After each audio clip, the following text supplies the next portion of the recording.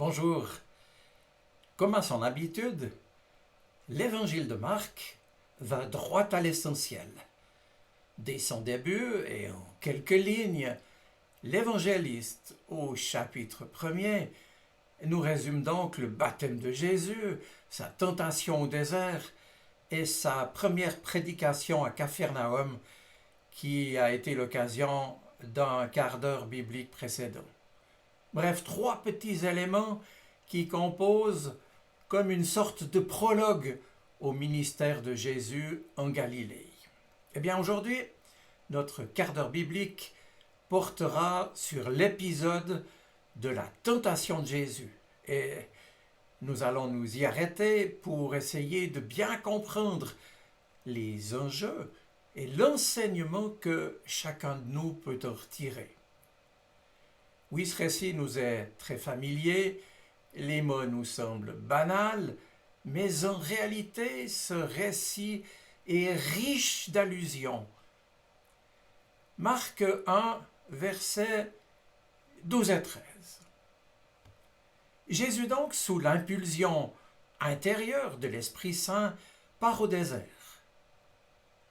Le désert, pour les hommes de la Bible, est par excellence un lieu ambivalent.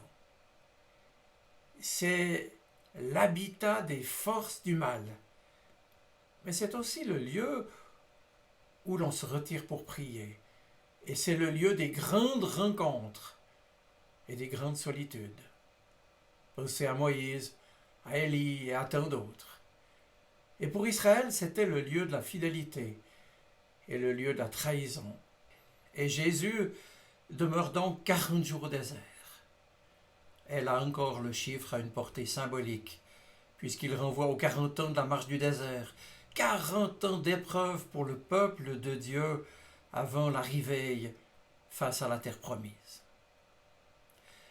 Quant à la mention maintenant des bêtes sauvages, on peut la comprendre à plusieurs niveaux. D'abord, leur présence évoque la désolation du désert. Et l'Ancien Testament les associe volontiers aux puissances du mal. Je vous renvoie au chapitre 34 du livre d'Ézéchiel.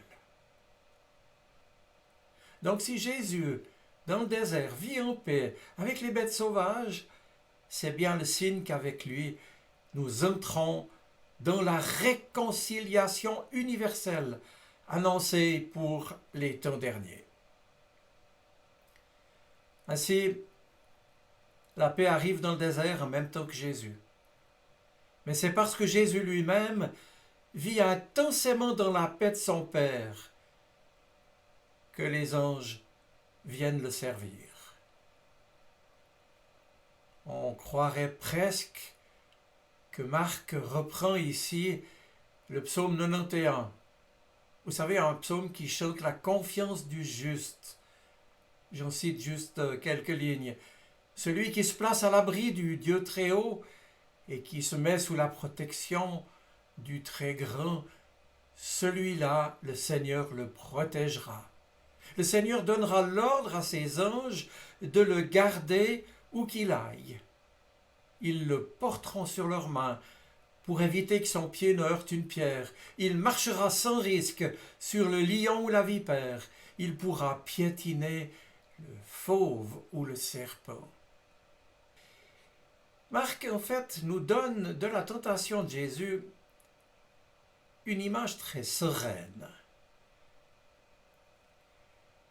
Mais en quoi a consisté la tentation pour Jésus? Eh bien, la réponse à cette question, nous ne la trouvons pas chez Marc, très bref, qui ne nous en donne qu'un récit fort court, 2 versets. Il faut aller chercher la réponse dans l'évangile de Matthieu ou dans celui de Luc, 2 textes parallèles, synoptiques. Pour Matthieu d'abord, 3 tentations se succèdent.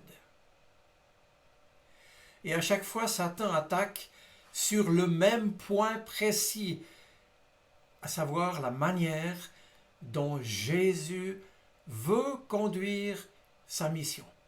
Si vous voulez, en français moderne, sur le style de Jésus. La volonté du Père, clairement manifestée lors du baptême de Jésus, Matthieu le souligne, c'est que Jésus reprenne à son compte, vous savez, la mission du serviteur annoncée par le prophète Ésaïe, par exemple au chapitre 53, et qui sauvera son peuple par ses souffrances et sa mort. Satan va donc essayer par 3 fois de l'en détourner en lui suggérant 3 chemins vers un style différent, vers celui du pouvoir. Si tu es le Fils de Dieu, ordonne que ces pierres deviennent des pains. C'est en quelque sorte le messianisme de l'abondance, le succès assuré par des distributions. On rencontre cela encore aujourd'hui, parfois même dans l'Église. Jésus comblerait ainsi les désirs immédiats. Mais le pain cesserait d'être le fruit du travail des hommes, et là les hommes perdraient leur dignité. Ils ne seraient que, en quelque sorte, des animaux qu'on nourrirait. Et puis, si tu es le Fils de Dieu, jette-toi en bas de la tour du temple. Alors ça, ce serait en quelque sorte le messianisme du prestige. Chacun pourrait toucher du doigt que Dieu est avec Jésus. Le doute ne serait plus permis. Plus besoin non plus de croire.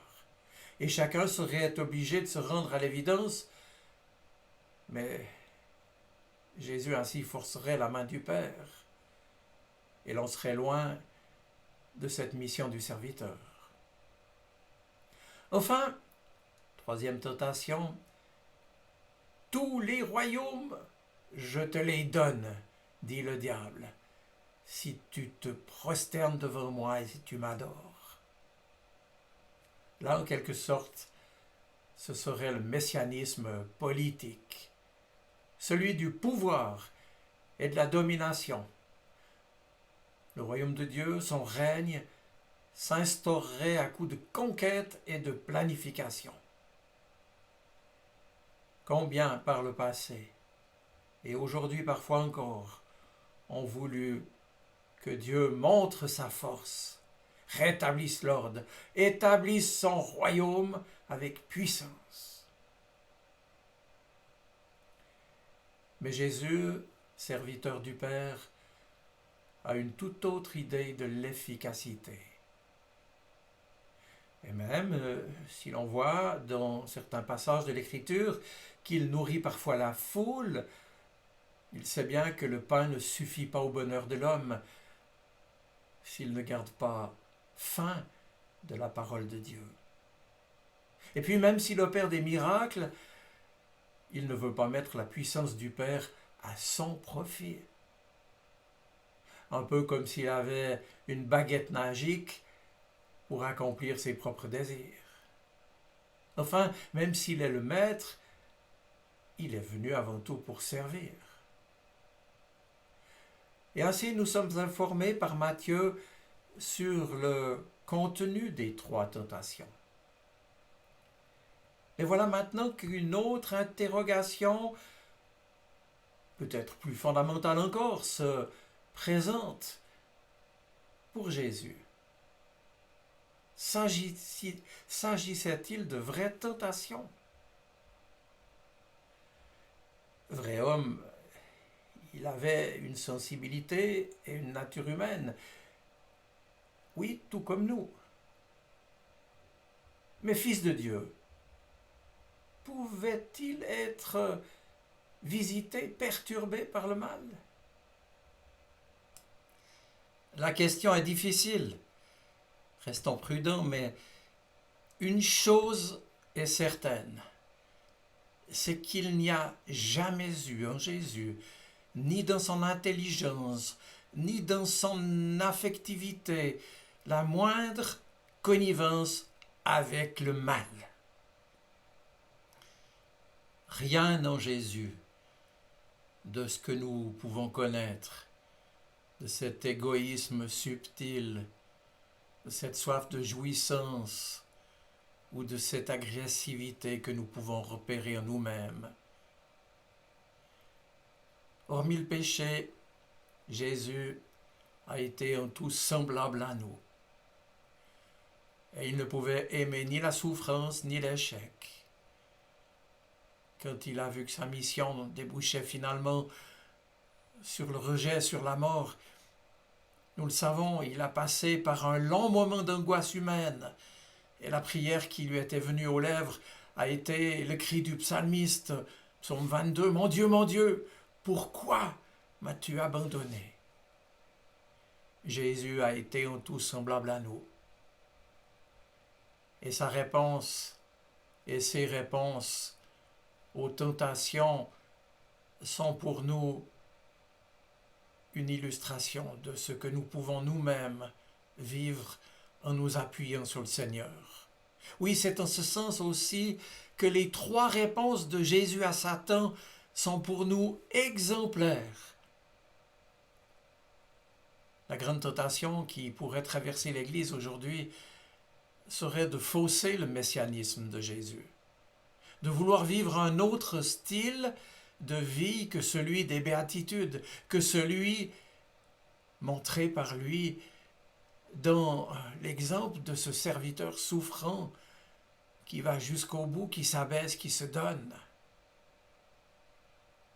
Parfois, nous aimerions gommer tout ce qui est service, tout ce qui est la croix dans l'Évangile. Et volontiers, nous ferions chacun l'économie d'une destinée de serviteur, de témoin, sachant que le mot témoin, au départ, en grec, veut dire aussi martyr, celui qui est prêt à donner sa vie jusqu'au bout.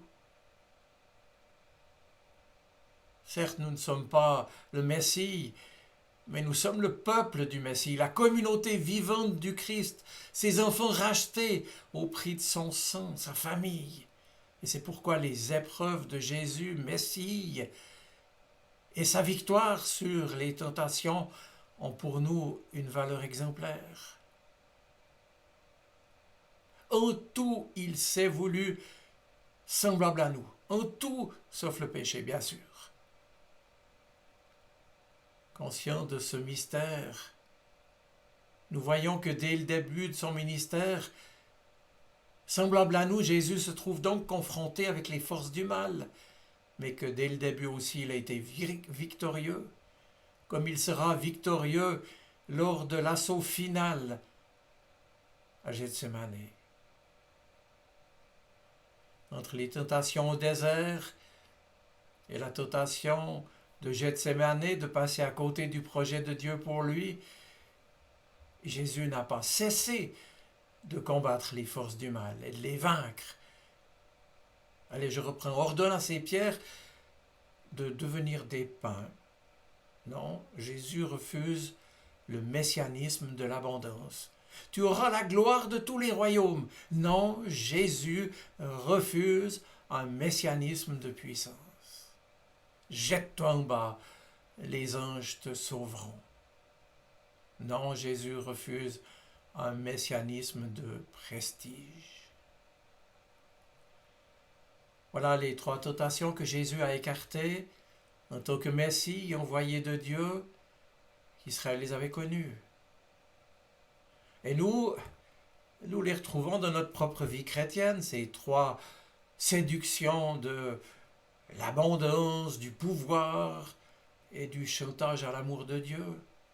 Eh oui, nous aimerions que notre foi nous assure la sécurité, que notre place de témoin du Christ dans ce monde puisse au moins servir un peu notre satisfaction ou notre volonté de puissance. Ou bien que Dieu nous rattrape au vol. Mais revenons à l'exemple de Jésus, qui nous fait tourner le dos à nos tentations. Et nous participons dans notre engagement de chrétien au projet de Dieu pour nos vies. Il s'agit donc de vivre à fond, de lui, par lui et pour lui, et pas seulement de pain. Il s'agit d'adorer Dieu seul, en lâchant devant lui tout reste de puissance, toute volonté personnelle de gloire. Il s'agit enfin d'aimer Dieu avec suffisamment de générosité, de gratuité, pour cesser de le mettre, lui ou les autres, à notre service. Dans cette perspective, et avec son aide à lui, je vous souhaite une bonne semaine. Mes amis, restez unis à lui. Soyez bénis. Amen.